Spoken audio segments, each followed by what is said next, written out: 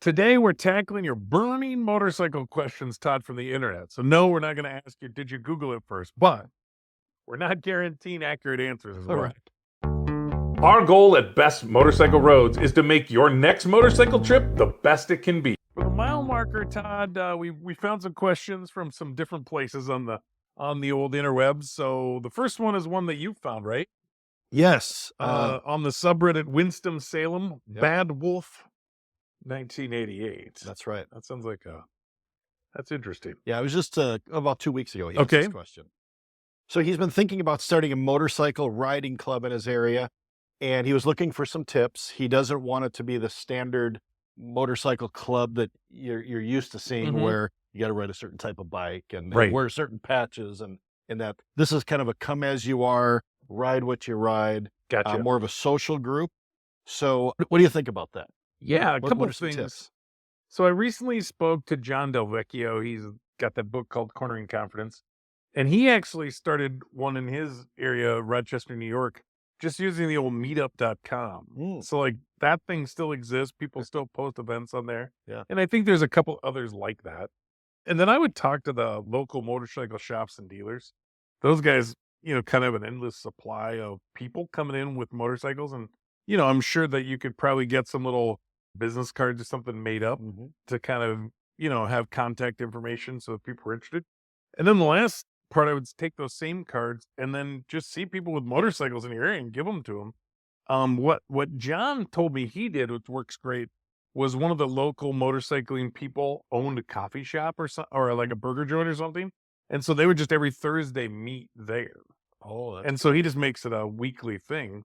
And so that's what I would do is look for a place, someone, I'd try to go local. Maybe that has a decent parking lot. Maybe he's done car shows or other things in the past. See what you can find, but that would be one way to do it. Weekly, monthly, every other week or something, 3rd Mhm. Tuesday. Those kind of things I think can work out pretty well. I mean, I know that there's some local cars and coffee groups for cars, Mhm. and I'm sure you could also join up with them. I'm sure it's bikes and cars. So is the well. idea there then to meet someplace local and then go for a ride, or I do you go think for a ride and then meet local Yeah, I afterward? think Or you're just meeting to talk and chat, not riding like every oh, week. okay.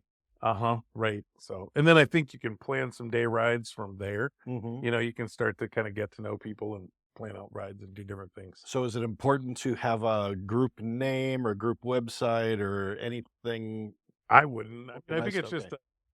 informal. Mhm. I mean, eventually, I suppose you probably could start a Facebook group, Mhm. but other than that, I think it'd be, Yeah. yeah.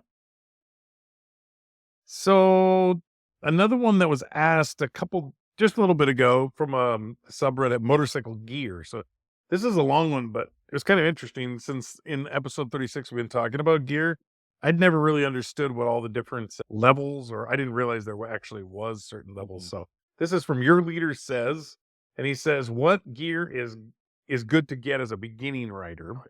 And he says, "I've been obsessively looking at motorcycle gear to get next year when I get my bike." So he goes, "What should I be looking for?" So then they started talking about AA versus AAA rated level 2 CE armor. And so then I was like, well, what the heck does that even mean? So then I Googled it for you, Yep. Todd. But AA and AAA, they're all ratings for motorcycle gear that they tell you what kind of protection that you can get from the different things. So Triple A is the highest level of protection. It meets Mhm. the highest standards. Like this would be stuff that you'd be thinking like you see people wear it like a truck. So like you Oh, could be skidding okay. down the road and like that whole thing. Mhm. So then if you break down to AA gear, then we're talking about middle layer. Really, this is about it's higher than the lowest A, but it's kind of the middle. So I think that's kind of the normal stuff that you see most people riding with on the street, I would say, like kind of the jackets that have that Mhm. sort of thing. And then there's A, which is kind of the lowest level of protection. It just meets the requirements. So anytime you're thinking it's probably Mm. the cheaper gear would fall under that specification. Yeah. Okay. Then if you look, they do have a class B, which is like just protects from abrasion. So I mean, I think probably like the Kevlar pants would probably fit into that. Mhm. Like a leather A heaver, jacket? yep, a leather A leather jacket because it's jacket. gonna stop. It won't get you abrasion, but it's not gonna stop you if you hit a post or like a curb Mhm. or something so much of that. Level C talks about the impact armor. So it would be just about the armor. The armor doesn't meet abrasion, so you'd have to combine. That's when you see these Oh, combining together. And then mhm. then it goes on, and CE ratings are based on all kinds of impact and abrasion. And there's not an official rating for all these. It's kind of like that's how this kind of goes. But Hmm. another, you always see this comment every time you talk about gear. Okay, equivalent 3180 said the best gear is whatever you're going to wear and whatever you have on, and he's not wrong. I mean, that's definitely true, but at the same time, it's a classic internet answer, right? It's like, Right. what's the best, camera? It's the one you have in your hand, like, Yeah. okay, we get it. But then also a couple times I've been referred to this Moto Legends and Moto Kenji 25 also recommended Moto Legends on YouTube. He's a European fellow, but he has very in detail reviews of tons and tons of gear. So definitely check out that channel, and that'll help you a lot. But it Yeah. is very well done. He does helmets, gear, all kinds of things. That sounds good. Mhm. So we did have a question from Jimmy James, 1968. He asked us, why do we push like motorcycle trips over just the day rides? Like we Oh, talk a lot more about motorcycle we trips do. here than we do about day rides. And I'll let you start with that. I think. Well, I think we talk about trips because that's what our group does. We take Mhm, multi-day trips. I mean, occasionally we take a day ride. I mhm. think we're talking about maybe doing a leaf ride, but Sure. I think all of that is because of our friendship and that we like to hang out for multiple days. Mhm, It's a vacation from work. It's a, vacation from family. I mean, unless we're bringing spouses along, but I mean, mhm. still it's getting out of town and, we just enjoy each other's company. And for us, it's maintaining this friendship that we've had for over 35 years, and Right. so that's why we talk about multi-day trips and we don't talk quite as we're not, I don't wouldn't say we're pushing multi-day trips, No, but it's just what we like to do. right. There's a few things I agree with you. Everything you said there, Todd. I think. Well, and I will say also, like, we'll do a lot of more day trips with people that are local that maybe don't want to do a multi-day. Hmm. So we've done that, like, and maybe to kind of spice up the number of rides that we get in. But yeah, I mean, I think it's kind of our thing, right? I mean, it's this group of people's thing to do. And we've talked about it a little bit before. I know we have plans to talk more about it in the future, but it's like they're kind of like it's kind of a psychological helpful for us all. Yeah. Like, it's like it's kind of nice, it to get out and just kind of be talking about things, whether things are happening in your life or you're just not enjoying life as well. And Hmm. I don't know, for me, that's I think partially what it is too, is Oh, it's been great it's therapy. constant bickering, yelling, joking, it's just fun. Yeah, So I think it's just our way to release it the is. steam and just enjoy ourselves, each other. Yeah, and I know we've talked about it. It's been great therapy Yeah. for several of us, I mean, to get away with friends and talk about some things that are, have got you down or Yeah. troubling you and to just have that support and friendship and we've got the communicators in our helmets, so it's kind of nonstop from the moment we, get out the door and start riding. There's always something to talk about and really I think that's kind of why we do Yeah, there's a new podcast I've picked up not too long ago, and this kind of sums up. It's we mansplain to each other a lot. it. We do. Another question that came again. This one was off the subreddit motorcycle.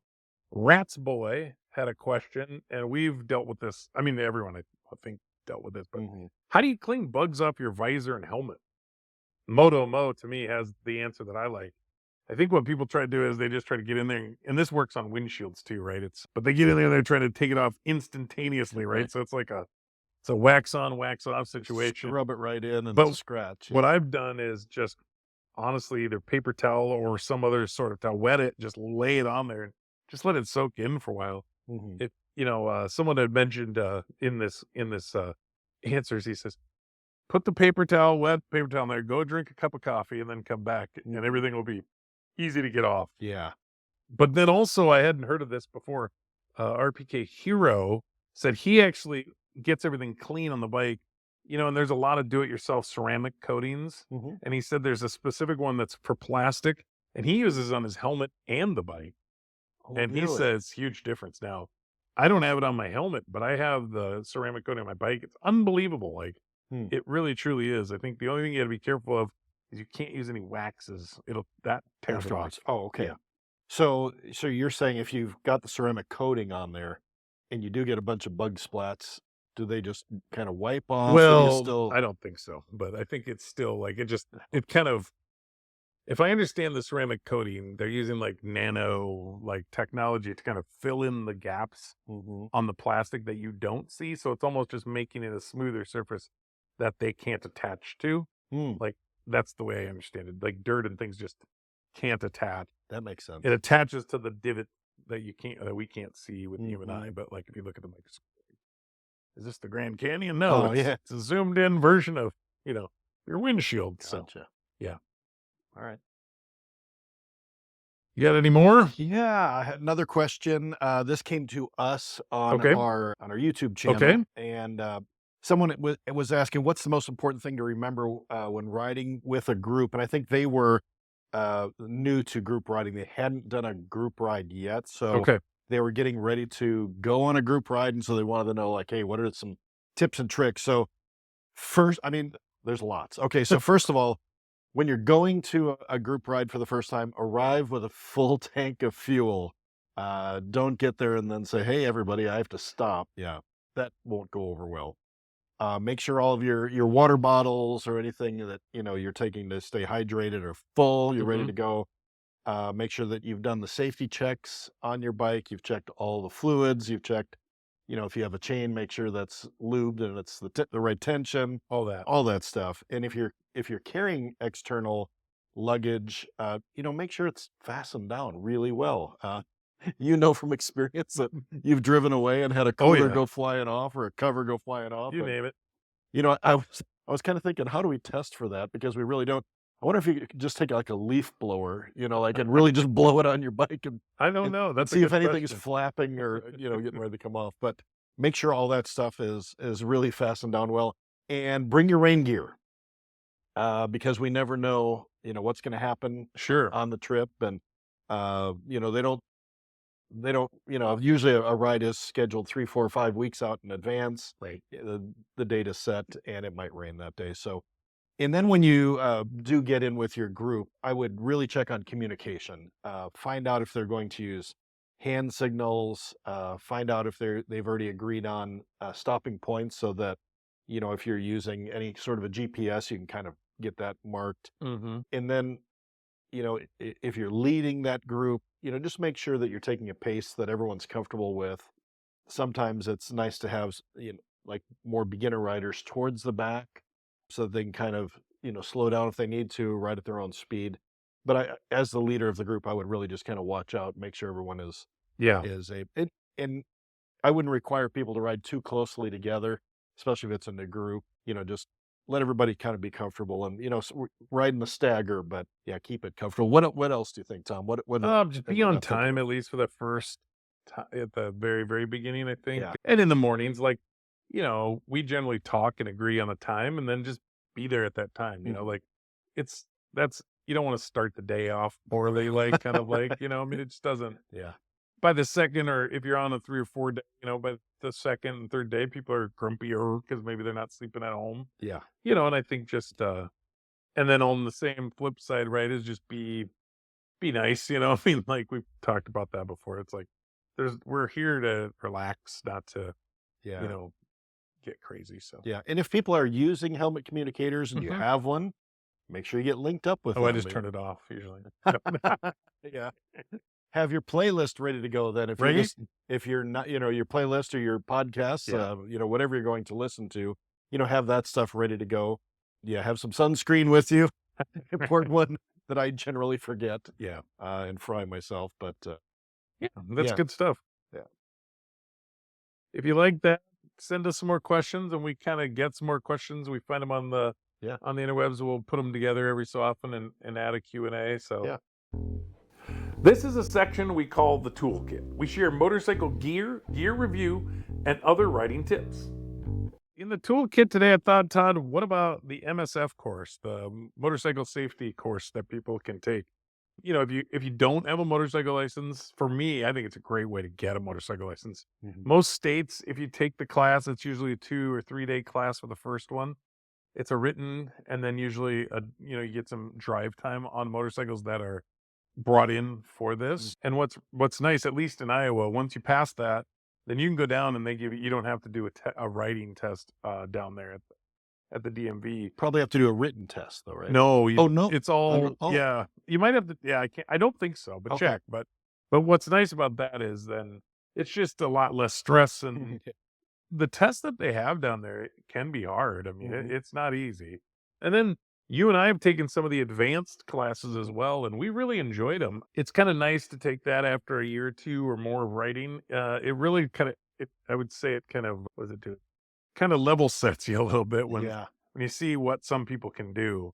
It really does kind of humbles you a little bit It too. sure does. I Yeah. remember our instructor had a very long, bike. I don't remember Yeah, it exactly was what a that was. Victory Vision. That's what it was, the Yeah. Vision. And boy, he it's very slow speeds, was able to do some really tight corners, Yeah. weave in and out of cones that were tight, Yeah. and it was impressive. So you look at that and go, "Okay, well, I guess I should be able to do that on my Goldwing." Yeah. Well, and if you ever think that you're doing great, just go search like police Oh, riding courses or something. These people are amazing. that's The amazing. control of their motorcycles is just, it doesn't even seem possible. Yeah. It's so good. Yeah. And then there's also some off-road classes. I know up in Wisconsin, there's a couple places they'll teach you how to ride on off-road, which is something I'd love to go do sometime. Is just learn more about how to control that bike when there's less traction. To me, that's really good too, because it always helps you. Yeah. There's a couple books out there. I talked about John DelVecchio's Cornering Confidence, a good book. You can pick that up on Amazon. And then for the kind of engineering minded folks out there, there's another book that's called Motorcycle Dynamics, and it talks a lot about like the physics of Mhm. motorcycling, how it works. The physics of motorcycle is really cool. It's kind of the same thing you see sometimes with those guys that have the wheel on the end of the pole, Yeah, the you, gyro the effect. gyro Yeah, effect, because it's real. it is real. You know, I mean, one of the most difficult things I think when you first start riding is kind of you're turning the wrong direct, like you turn the handlebars to the left to go right, you Right. know? Yep. Right. You're You pushing on this handlebar to go that way. Yeah, It's straight. yeah. It's interesting until Yeah. you kind of when you see people like in these videos where they're going off the road and it looks like they're fighting, they're like, I think they're sometimes fighting to try to turn what they What in the their mind think they have to do, and Yeah. you really just have to kind of just believe that's gonna happen, and that's one of the things I've enjoyed mostly about some of the courses. They tell you all about it and why that's the way it is. Mhm. Yeah, it's really, really good, and I don't know, the more you can learn about these things, it just seems like the better writer that you become. Absolutely. And then, all the different rains and winds and Yeah. things, so yeah, good stuff. If you liked the podcast today, please like and subscribe and sign up for our writer alerts. It's our way of keeping you in the loop, and we promise no spam. Keep the spirit of adventure alive, and remember, bikes, friends, and endless roads, the stories ride forever. Take care.